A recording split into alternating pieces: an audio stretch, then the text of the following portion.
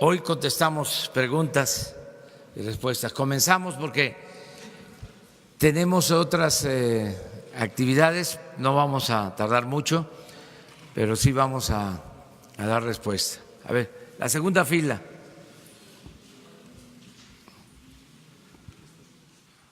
Buenos días, presidente. Mariana León, del periódico El Financiero. Preguntarle, hoy se discute en diputados la reforma laboral. Se ha hablado esta semana que existe cierta presión de Estados Unidos, particularmente de la Cámara de Representantes, para que se apruebe como un candado para que se pueda firmar el TEMEC. Ustedes desde su gobierno, ¿cómo están analizando esto? ¿Ustedes lo ven así? Y también quería preguntarle sobre la reforma educativa y las leyes secundarias. Hay un punto que todavía ha causado controversia sobre los comisionados sindicales. Actualmente, ya no, en la reforma educativa se tenía planteado que un comisionado sindical no podía tener sueldo siempre y cuando no estuviera frente a grupo. ¿Ustedes en las leyes secundarias permanecerá esta iniciativa? Es decir, que mientras un profesor tenga una comisión sindical no podrá recibir sueldo del Estado si no está dando clases. Gracias. Bueno, en las dos preguntas. Nosotros hicimos el compromiso cuando participamos como observadores en las pláticas para acordar el tratado comercial entre Canadá, México y Estados Unidos. Hicimos el acuerdo de apoyar lo que se pactó en todos sus términos. Esa es la postura que tenemos. Apoyamos lo que se acordó en el Tratado de Libre Comercio. Y esto lo hemos expresado abiertamente al sector empresarial, al sector obrero, y lo hemos dado a conocer a los legisladores que son independientes, son autónomos, pero con mucha claridad hemos dado a conocer nuestra opinión de que debe de aprobarse una reforma laboral apegada a los acuerdos que se establecieron en el tratado. No queremos que se dé ningún motivo para reabrir las negociaciones del tratado. Consideramos que no le conviene al país, que lo que se logró, que lo que se pactó es bueno para México y fue aceptado por Estados Unidos y por Canadá. Entonces, no queremos dar ningún motivo, ningún pretexto, que no haya ninguna excusa para utilizar como argumento o esgrimir de que nosotros no estamos cumpliendo con lo que se acordó. Esto yo ya lo he expresado en otras ocasiones y ahora qué bien que me lo preguntas para dejarlo en claro. ¿Pero considera que existe presión de los Estados Unidos para que sea así, No, para que vaya más rápido? No es lo que se acordó y hay que cumplir. Los acuerdos se cumplen y hacerlo pues ya en este tiempo porque esto tiene que ser discutido y resuelto también en Estados Unidos. Entonces, que por lo que corresponde a nosotros, ¿sí?, actuemos de común acuerdo para que no se dé ningún motivo a una apertura en las negociaciones.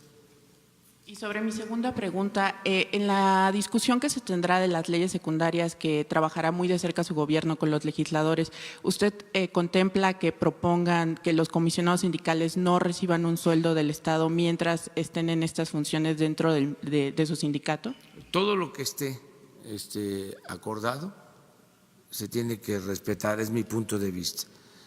Pero, según entiendo, esto que estás planteando es de la reforma educativa, ¿no? De la reforma educativa, sí. Sí, no, pues eso está ahora revisándose.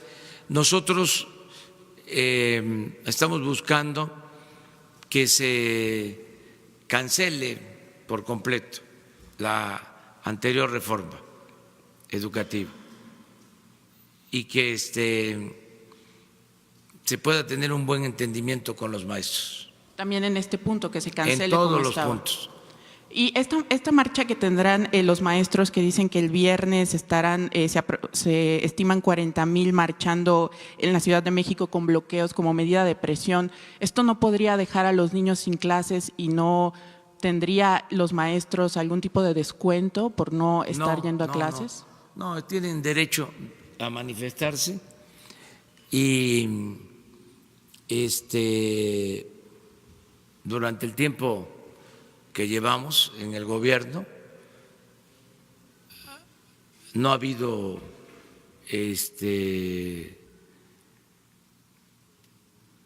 paros frecuentes, no han dejado los niños de tener clases y no ha habido problema mayor. Y espero que no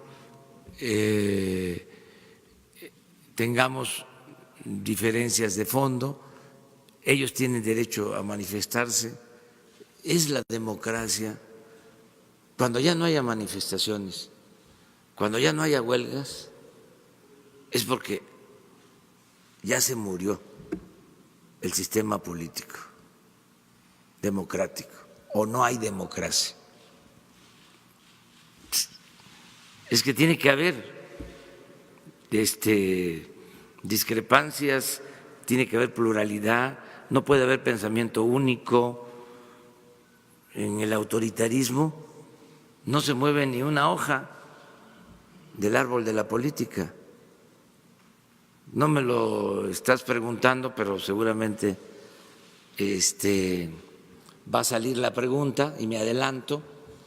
Estoy contento, satisfecho, porque es un buen signo el que el Senado haya rechazado de nuevo las ternas que envié para la CRE. Estoy, pero muy contento, porque esto demuestra que estamos viviendo una etapa nueva, algo nunca visto. Para aquellos que podrían decir que es más de lo mismo, pues no. Y es un buen tema de investigación para constitucionalistas. ¿Desde cuándo no se le rechaza una terna por 2 ocasiones al presidente de la República? Que yo recuerde, pues no sé, creo que no.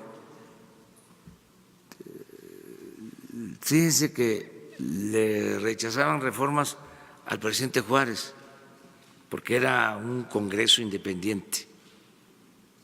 Quiso en una ocasión hacer una modificación a la Constitución y estaba regresando de su estancia en el norte después del triunfo de la República sobre las fuerzas conservadoras y el imperio, y que fue recibido aquí en la ciudad pues con expresiones de júbilo. Fue cuando dice ese discurso memorable y la frase: entre las personas como entre las naciones, el respeto al derecho ajeno es la paz. Acaba de pasar eso y envía una reforma a la Constitución, pero el Congreso también formado por liberales y habían también algunos conservadores, pocos, y le rechazan la reforma porque quería declarar estado de excepción, porque habían quedado bandas que asaltaban. Había mucha inestabilidad en el país después de la guerra de intervención y él quería poner orden y los diputados le rechazaron su reforma. Creo que a Lerdo también, con Porfirio Díaz, no le daban la razón los diputados antes de que abriera la boca. No se oía en la Cámara de Diputados y de Senadores ni el zumbido de una mosca, nada más puros ronquidos, y levantaban la mano. Luego con la Revolución, lo mismo con doña Porfiria, todo el periodo. ¿O creen ustedes que al presidente Díaz Ordaz le rechazaban sus ternas? ¿A quién? A Fox le rechazaron sus ternas, a Calderón, a Peña. No, realmente es un timbre de orgullo lo que sucedió ayer. Es algo inédito y qué bueno que actúan así los senadores, con independencia, con autonomía, tienen todo nuestro respeto y vamos a cumplir con el procedimiento legal. Rechazaron por segunda vez, ahora le toca al titular del Ejecutivo nombrar. Ya envié, no me esperé, ya están los 4. Luis Linares Zapata, los que obtuvieron más votos y ganaron, pero como se necesita mayoría calificada, no la alcanzaron. Creo que fueron 60 votos a favor, 40 en contra en lo general, pero Luis Linares sacó 65 votos, mayoría, pero no alcanzó mayoría calificada. Norma Leticia Campos, 64 votos, mayoría también, no calificada. José Alberto Celestino, 67 votos, mi maestro, les decía yo, el mejor refinero, que ya por decreto tiene 85 años, aunque de verdad tiene 90. Pero está lúcido y activo y es muy inteligente. Y Guadalupe Escalante, 61 votos, también ganó, Entonces, son los 4. Ya envié los nombramientos. ¿Qué procede? No, anoche, ayer mismo. ¿Qué procede? Pues dicen los de la oposición que se van a amparar. Pues están en su derecho. Y el Poder Judicial va a resolver. ¿A poco no es una etapa nueva? Ya no es el Ejecutivo, el poder de los poderes. Esto es inédito. Es un auténtico Estado de Derecho. Lo que había antes era un Estado de chueco.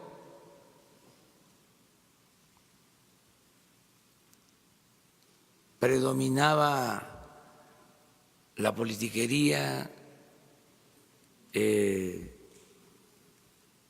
reparto de cargos, cómo se integraban los órganos, esto mismo, cómo se integró el INE, cómo se integró el tribunal,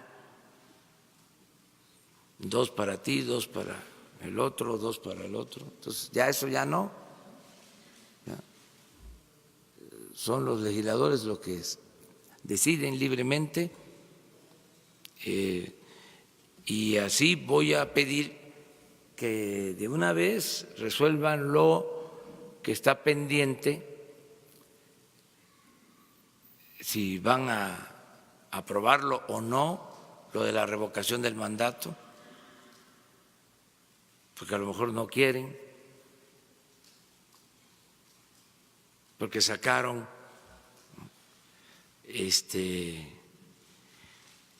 la excusa de que me quiero reelegir. Mandaron una carta a la OEA.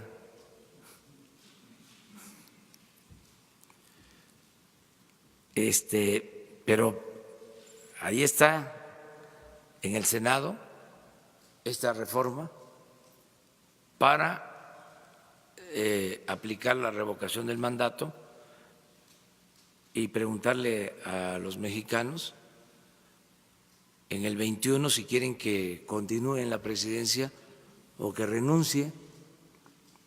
Entonces eso lo tiene que resolver el Senado.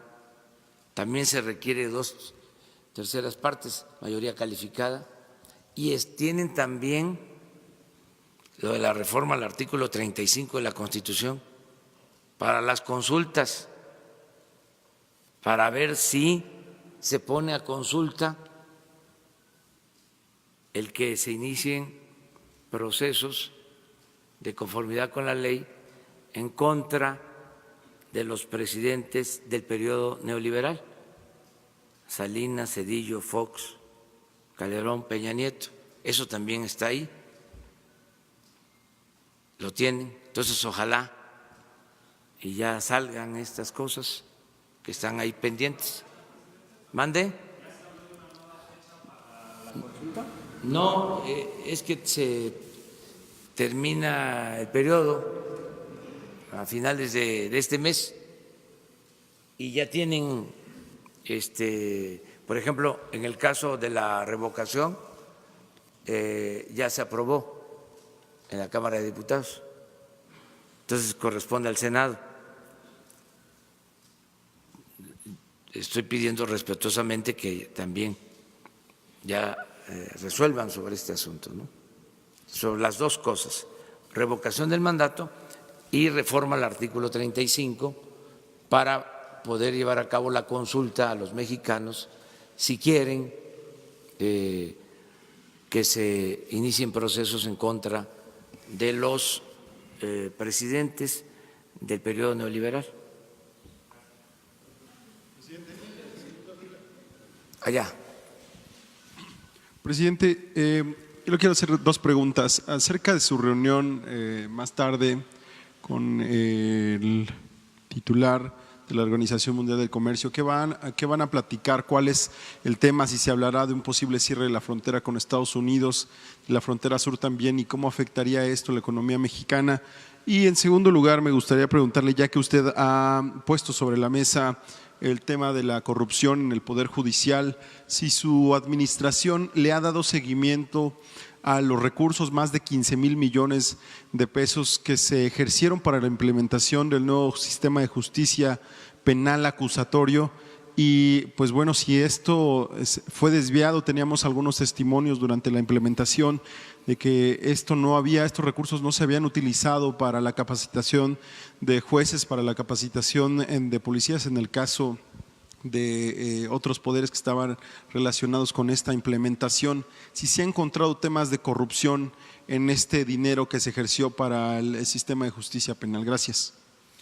Mire, acerca de lo primero, sí me voy a reunir con la máxima autoridad de la Organización Mundial del Comercio, pero no está en la agenda lo de el comercio con Estados Unidos. Es una visita, vamos a decir, de cortesía para intercambiar puntos de vista sobre el libre comercio. Nosotros estamos a favor de el libre comercio. No vamos a participar en ninguna guerra comercial, no nos interesa, no nos incumbe, no nos importa meternos en esos asuntos. Sí vamos a cuidar nuestro mercado interno, pero respetando acuerdos, tratados comerciales que tiene suscrito el país con otros países, y además respetando esta instancia que se encarga de regular la libertad en el comercio en el mundo. Para eso es la reunión. Acerca de la otra pregunta, llevamos muy buena relación con los integrantes del Poder Judicial, de manera especial con la Suprema Corte, que se está renovando. Es un asunto que ellos seguramente van a explicar. El Poder Judicial tiene que explicar cómo se ejercieron esos fondos, si se cumplió con el propósito de mejorar la impartición de justicia. Hay que revisar todas estas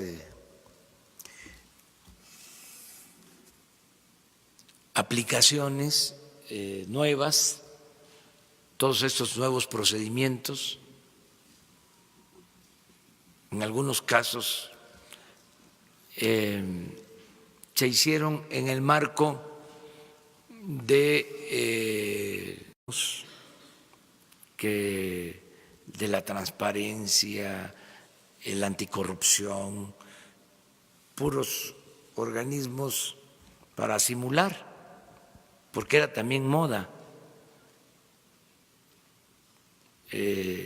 Lo mismo en los cambios que se dieron en el Poder Judicial, obedecen a eso, fueron promovidos por la llamada sociedad civil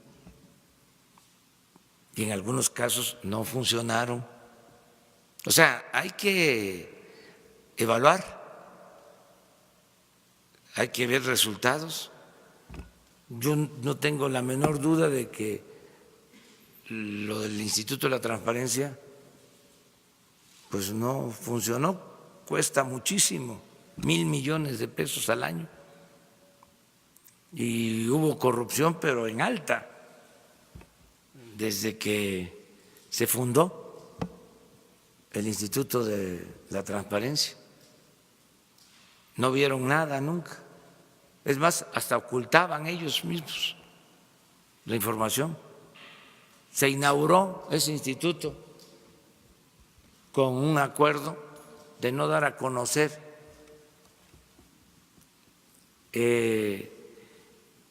los nombres de las empresas que recibieron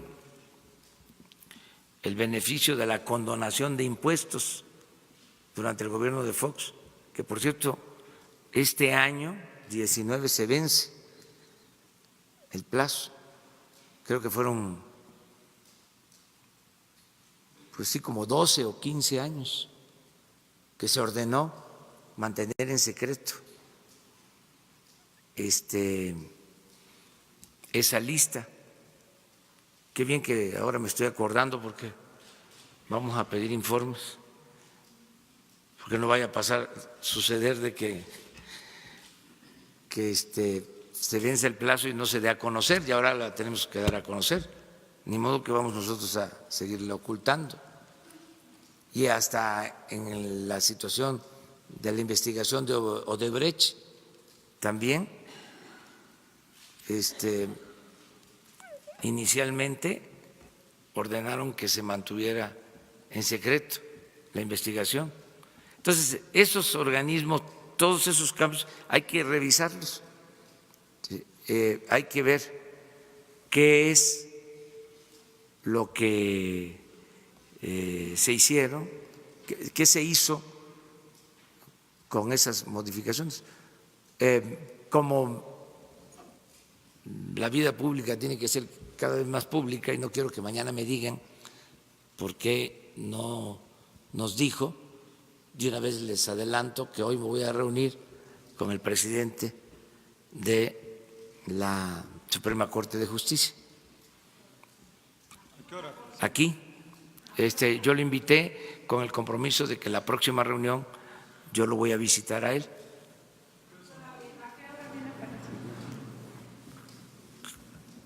Como a las 8:30 o 9.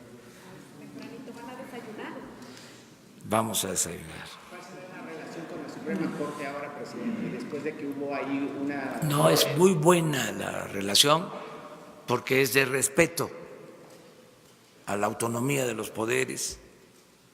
Pero ayer desayuné con el presidente del Senado, coordinador Ricardo Monreal,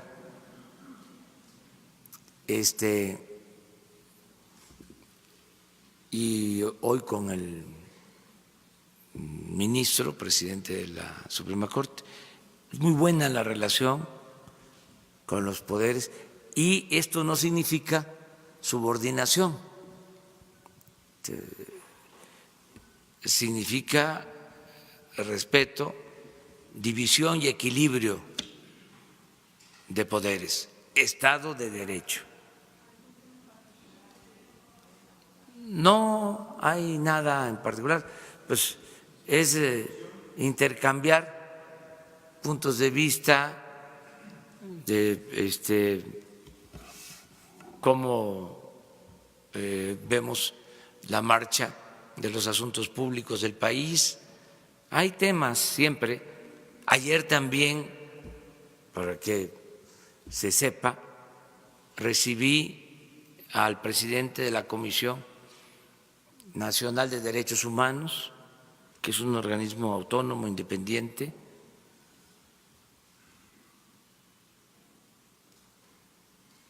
Constantemente estamos teniendo pues comunicación con los representantes de otros poderes o de organismos autónomos e independientes.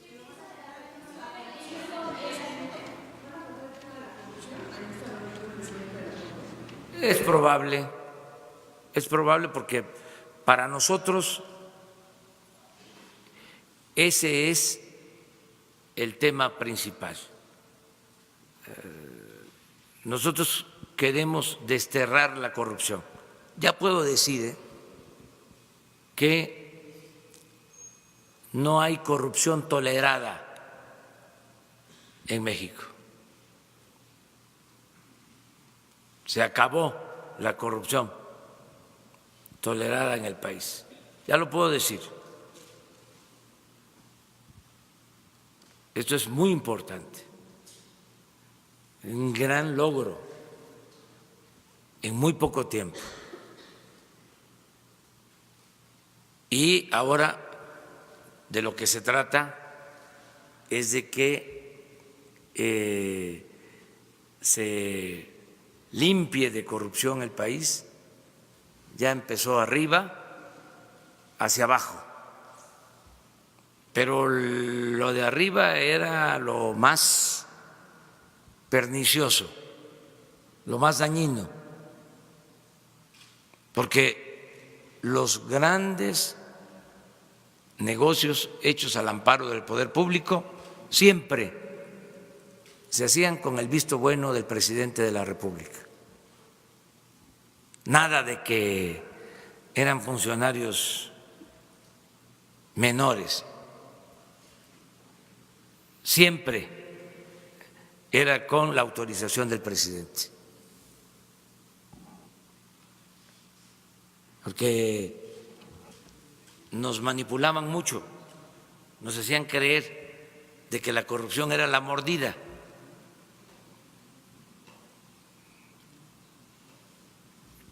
Como el conservadurismo en la época neoliberal manejó mucho de que el problema en lo hacendario era de que los que están en la economía informal no pagaban impuestos. ¿No se acuerdan de eso? Que querían cobrarle impuestos al viene, ¿no? A los franeleros, a los que se buscan la vida como pueden en la calle, mientras los de mero arriba no pagaban, o si pagaban les devolvían los impuestos. Ahora todos. O sea, no estoy hablando a favor de los de la economía informal, estoy diciendo de que era un sesgo, era ver la paja en el ojo ajeno y no la viga en el propio. Y ahí nos tenían distraídos. Era lo mismo de la corrupción. Corrupto era ladrón, el que se robaba un pavo, el que se robaba una gallina, el que se robaba una bolsa en el mercado. Y los grandes ladrones ni siquiera perdían su respetabilidad, se ponían hasta de ejemplo, siempre lo he dicho. Hasta se les decía a los hijos, estudia para que cuando seas grande seas como don fulano, un reverendo ladrón. Era el peor de los daños, no perdían su respetabilidad. Entonces ya comenzó la limpia arriba y ahora vamos hacia abajo y todos vamos a ayudar. Está en el Senado también un proyecto de reforma que envié, que le llamo de confianza ciudadana, porque vamos a quitar todos los inspectores de calle, los que van a establecimientos comerciales, a restaurantes, supuestamente a vigilar que se cumplan las normas y que en muchos casos son extorsionadores. llegan, sí, a buscar la cuota. Eso se termina. Ya no va a haber inspectores. Y solo va a haber una manifestación voluntaria del dueño del establecimiento, en donde va a decir, bajo protesta de decir verdad, ¿sí?, expreso que conozco mis responsabilidades y soy buen ciudadano. Y voy a vender, si es un concesionario de una gasolinería, litros de a litro, y voy a dar el kilo completo y no voy a adulterar el producto, y en mi establecimiento los alimentos van a ser de buena calidad, y si tengo un establecimiento que requiera salida de emergencia, voy a tener mi puerta para emergencia y voy a cumplir. Entonces, nada más les vamos a pedir que se inscriban a un padrón. Todo el que se inscriba en un padrón no va a ser supervisado. Y cada determinado tiempo se va a hacer un sorteo. Y el que salga va a ser inspeccionado. Y vamos a invitar a esa inspección a los dirigentes de las cámaras que nos acompañen. Si se encuentra de que no cumplió, de que miente, pues entonces ya no tendría un trato preferencial. Y si se demuestra de que cumplió, vamos a dar a conocer su nombre, si así lo desea él, si lo autoriza, para ponerlo como ejemplo de un buen ciudadano. Lo que queremos es que haya confianza entre todos,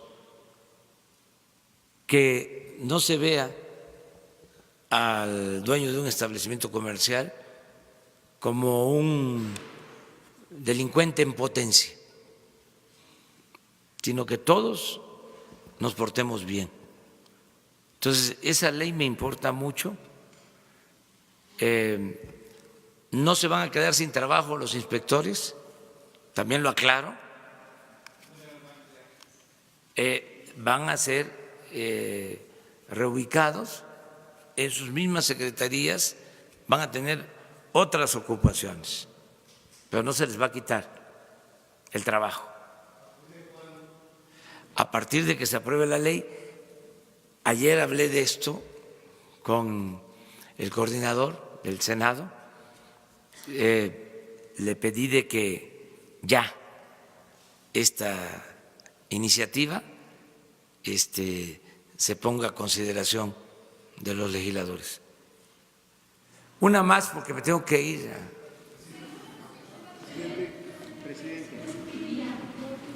A ver. Gracias, presidente. Dos preguntas. La primera, saber si usted comparte las declaraciones que ayer hizo el expresidente Barack Obama en España sobre que las personas con miedo son quienes construyen muros, esto en referencia al presidente estadounidense Donald Trump. Y la segunda, saber qué día y a qué hora se reunirá con la alta comisionada de la ONU, Michelle Bachelet. Muchas gracias. Bueno, la primera no, lo que diga mi dedito. Sí, vamos a batear, aunque sea teóricamente. Me gustaría batear en una práctica de béisbol, pero no he podido. Antier fui un ratito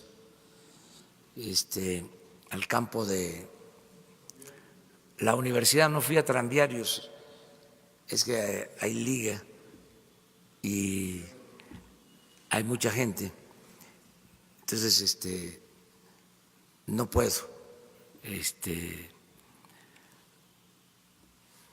practicar como debe ser, porque tengo que ser respetuoso con la gente y me saludan y ya no puedo. Entonces me fui al campo de béisbol de la universidad, allá por Insurgentes, y sí, estuve bateando. Bien, sí. Veía yo ahí en la pelota, ¿no?, algunas cositas que no me gustaban y macaneaba yo fuerte. Le daba yo en el mero centro. Bueno, y así saca uno también, se relaja, es como suspirar profundo. Pero bueno, bateo. Lo segundo, sí, me voy a reunir con la alta comisionada de Derechos Humanos de Naciones Unidas, con la señora Bachelet. Viene, tenemos ya una cita.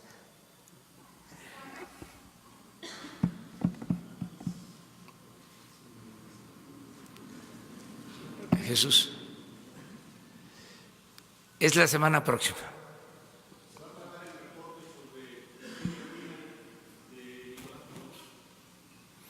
Vamos a... Hugo Páez, de Impacto, el diario Televisión. Hubo un reporte de la comisionada sobre una visita a Venezuela. El reporte estuvo bastante duro, a diferencia de lo que se pensaba. Ella, de alguna manera, denunció persecución política, denunció una crisis humanitaria muy fuerte y bueno, creo que en México, que ha estado apoyando de alguna manera la posición política de Nicolás Maduro, ha ido variando un poco esa tendencia, como lo dijo también el canciller Marcelo Ebrard y como lo dijo usted, presidente. En este caso, ¿se va a tratar el tema? ¿Hay alguna posibilidad de que Nicolás Maduro tenga asilo en México? ¿Sí? ¿Lo solicita? Es que eso es un tema también muy polémico, claro, que se presta a muchas interpretaciones y hasta a conjeturas. Pero es un derecho internacional también de él. Sí, pero nosotros hemos sido lo suficientemente claros, ya hasta parezco disco rayado, de estar repitiendo y recordando lo que establece el artículo 89 de nuestra Constitución. No intervención, autodeterminación de los pueblos, solución pacífica de las controversias. Entonces, de ahí no nos movemos. La señora Bachelet es una mujer admirable, que respeto mucho. Y ella tiene pues una responsabilidad que está cumpliendo, que creo que lo está haciendo muy bien, lo va a seguir haciendo muy bien, porque es una extraordinaria mujer con convicciones. Ella padeció, ahora sí que en lo más íntimo, lo que significa la violación de derechos humanos. Ella es una víctima de violación de derechos humanos, su historia, por su familia. Y ella fue secretaria de la Defensa en Chile y presidenta 2 veces. Fue electa y reelecta, porque se puede hacer eso en Chile. Yo viajé a Chile hace año y medio y era presidenta, me recibió, estuve en La Moneda, platiqué con ella, es admirable, de las mejores mujeres que se desempeñan en el terreno de la política en el mundo. Entonces vamos a platicar muy bien, vamos a tratar todos los temas, y ella es bienvenida en México. Pero no nos metemos con lo de Venezuela, o sea, porque queremos mantener la política exterior de México que señala o que establece la Constitución. Eso es todo. Y no queremos ser candil de la calle y oscuridad de la casa. Por eso lo mismo en cuanto a las diferencias que hay en el libre comercio o en las relaciones comerciales. ¿Para qué meternos si hay una diferencia entre Estados Unidos y China? Hubo una época en que la política exterior de México no se manejaba con prudencia, con cautela y sin que nos pidieran nada, nos ofrecíamos a ser mediadores en todos los conflictos del mundo.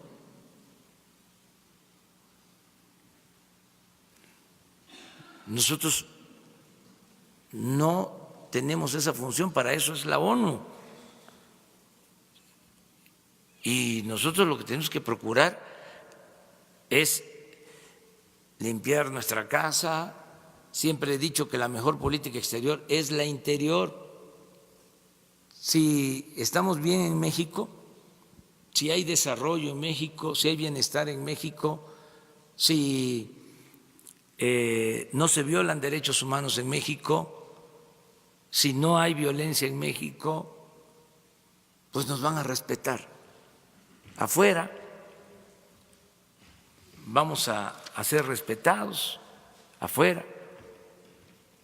Entonces, y tener relaciones de amistad con todos los gobiernos, con todos los pueblos del mundo, no confrontarnos, nada de política hegemónica, ni adherirnos o sumarnos a bloques. No, México tiene una muy buena política exterior definida por su historia. Hablábamos de Juárez. Desde entonces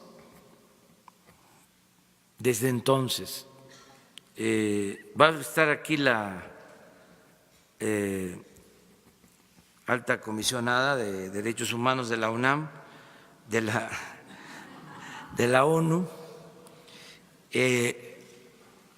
la señora Bachelet, el martes 9 de abril a las 10:30. Nos vamos a reunir. Martes 9 de abril. Muy bien, una más. Gobierno, haber dado a conocer la carta. Buenos días a todos, Alberto Morales del Universal.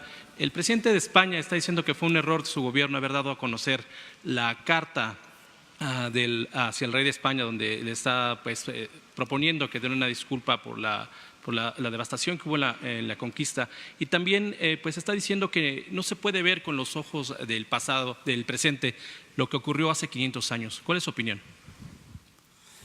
Bueno, nada más precisar que yo no di a conocer la carta.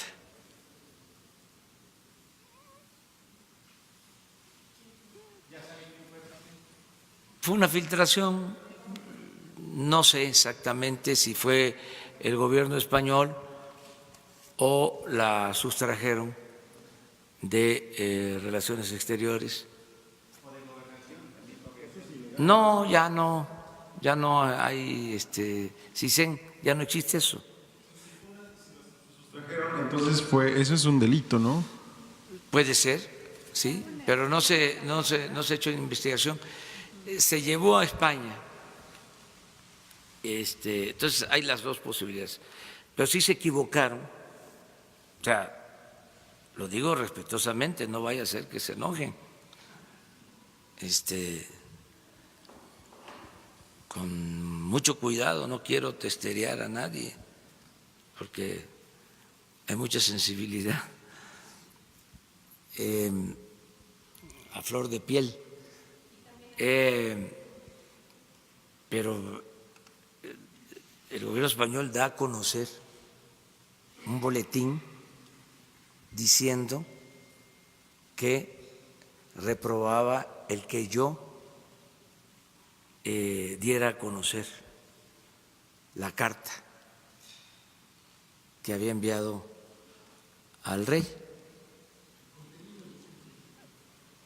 Sí, el contenido, pues la carta. Y resulta que nunca di a conocer la carta. Un proceso electoral en España que Sí, pero eso es, a ver, vamos, estamos hablando de otro asunto, estamos hablando de la cuestión de forma, que en este caso es fondo. O sea, entonces, no sé qué pasó ahí, se precipitaron, o sea,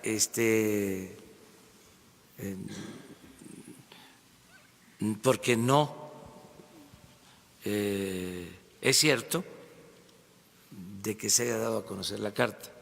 Eso, nada más aclarando. Lo segundo es ya de interpretación. Yo también estoy muy contento con el que se haya abierto esta polémica,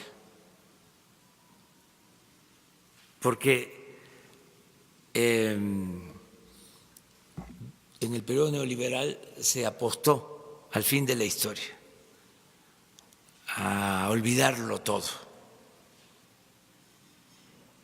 Y yo creo que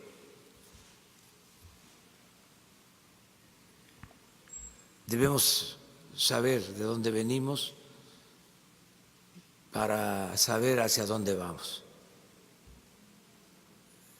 Y lo que planteo es precisamente que ya no siga oculto todo ese pasado, que se ponga conciliación, de hermandad. Ese, en esencia, es el planteamiento. Entonces, fue muy bueno porque sacó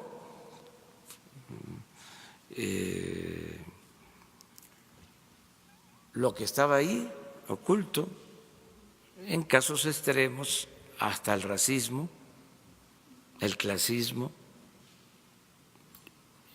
y también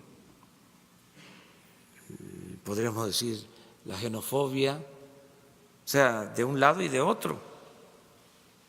Pero es un asunto que existe y que no se puede ocultar.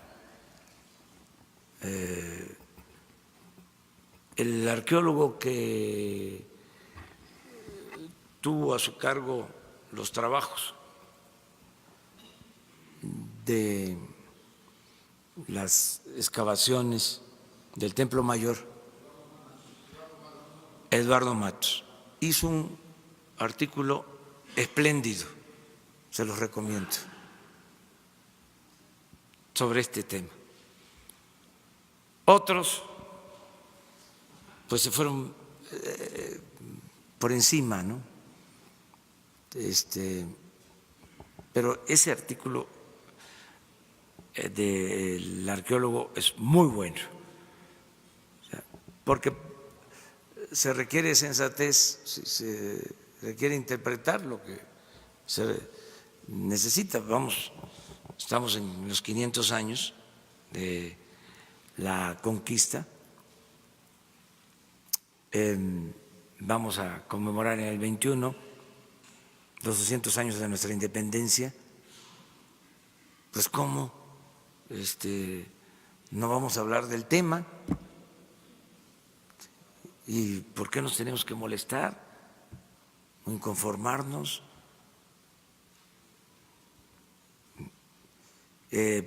Además, la política y sobre todo el poder es humildad,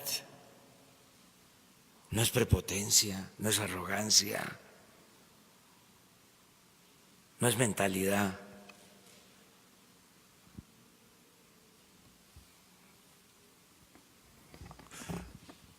Colonizadora, es ponernos todos en igualdad de circunstancias. Tenemos que ir hacia allá. Nosotros tenemos, y lo vamos a hacer, le tenemos que pedir perdón a los yaquis por el exterminio, por las deportaciones, a los mayas, lo vamos a hacer, a los familiares de las víctimas de la persecución y del asesinato masivo a chinos en el Porfiriato, en la Revolución. Tenemos que ponernos al corriente, ¿sí?, y de otras atrocidades. Tenemos que hacer eso. No decir ya eso ya es pasado. O sea, no, es la cuarta transformación de la vida pública del país. Y también en esto hay cambios. Entonces, despacio, que nadie se altere, y pues ofrezco disculpas por las obras, por las molestias que causan estas obras. ¿Mande? Con esto de la carta, buenos días, Noemí Gutiérrez de Efecto TV. ¿Hay fuego amigo en su gobierno después de esta? No, hay unidad, estamos trabajando de manera conjunta. También hay libertades, ¿eh? No es obligar a nadie a tener una postura. Este es un gobierno de mujeres y de hombres libres, pero claro que hay coincidencias. Pues la mayoría de los que están en este gobierno, sobre todo los que estudiaron en ciencias sociales, pues leyeron no solo a Bernal Díaz del Castillo, sino leyeron a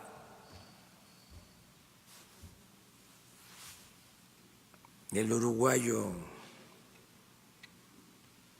que escribió, Eduardo Galeano, que escribió Las venas abiertas de América Latina. Es un libro clásico, se los recomiendo si no lo han leído. O sea, y muchas cosas. Pues que ¿quién no ha leído a León Portilla? ¿Sí? O sea, y a extraordinarios antropólogos mexicanos, arqueólogos, etnólogos, historiadores,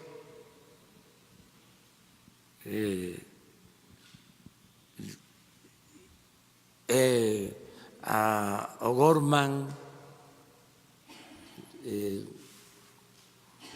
en su libro clásico, La invención de América. Son temas fascinantes. Recientemente se ha escrito sobre la conquista mucho, se ha escrito en particular sobre la disminución en la población, de cómo se diezmó la población a la llegada de los colonizadores o conquistadores. A los 10 años, la palabra diezmo viene de eso, es el 10%. Había quedado el 10% de la población que había. ¿Por qué? Pues por 2 o 3 causas. Una, sin duda, la sobreexplotación.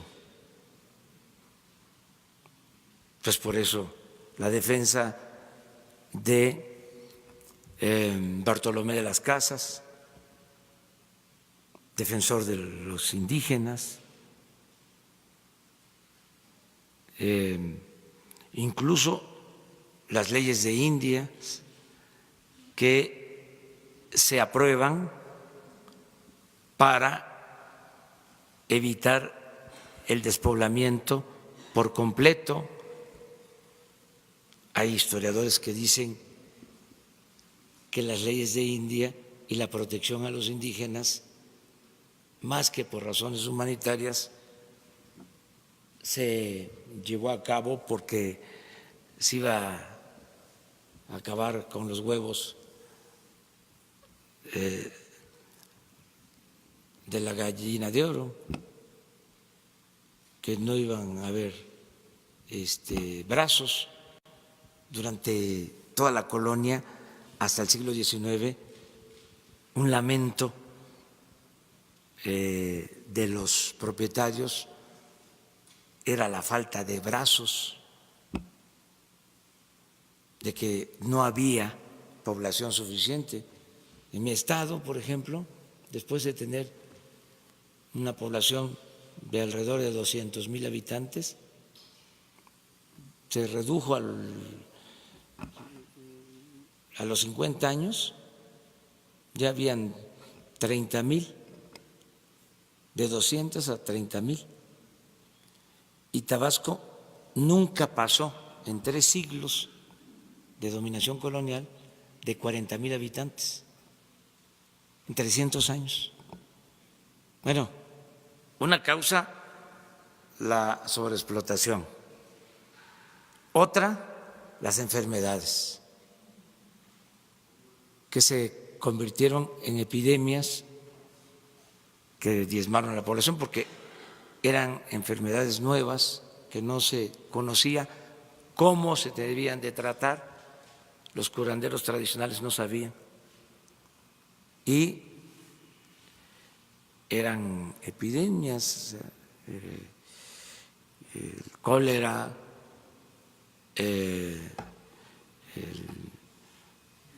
la viruela, ¿sí?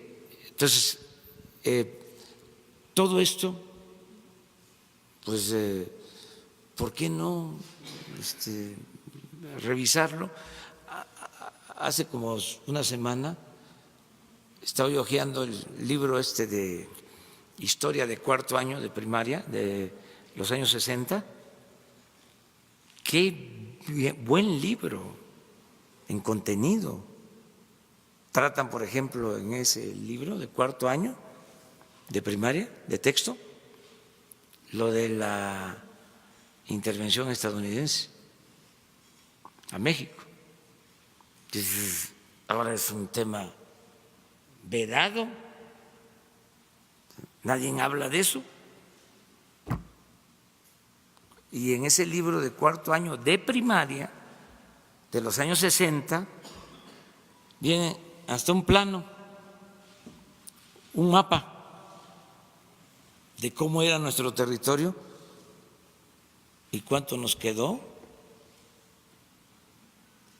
Viene explicada de manera sencilla para cuarto año de primaria lo que fue la guerra del 47 y del 48, donde se nos quitó más de la mitad del territorio. Todo eso desapareció. Esos contenidos. Ahora yo celebro que regrese el civismo y otras materias. Entonces, ¿por qué pelearnos si es recrear nuestra historia? No debemos de olvidarnos, no odiar, que es distinto, pero no olvidar. No podemos olvidar. Entonces yo espero que ahí se vayan serenando los ánimos en el asunto de…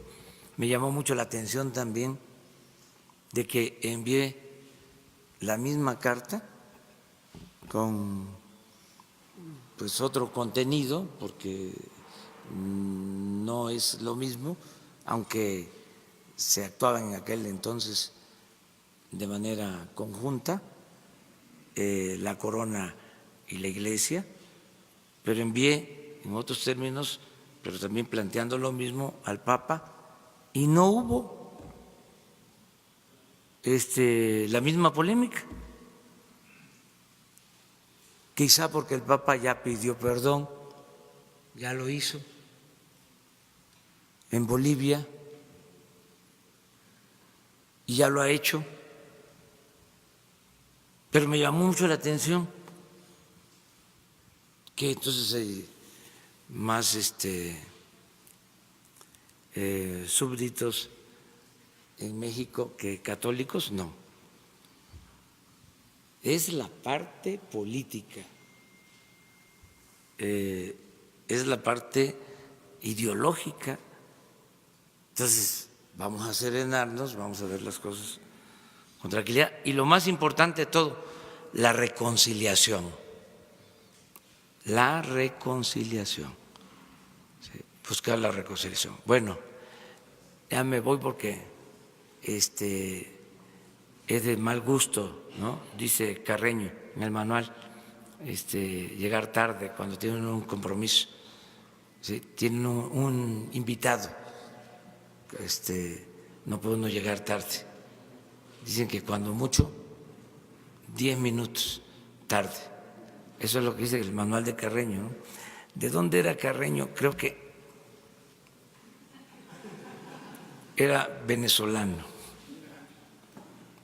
el famoso Carreño, con su manual. Bueno, nos vemos.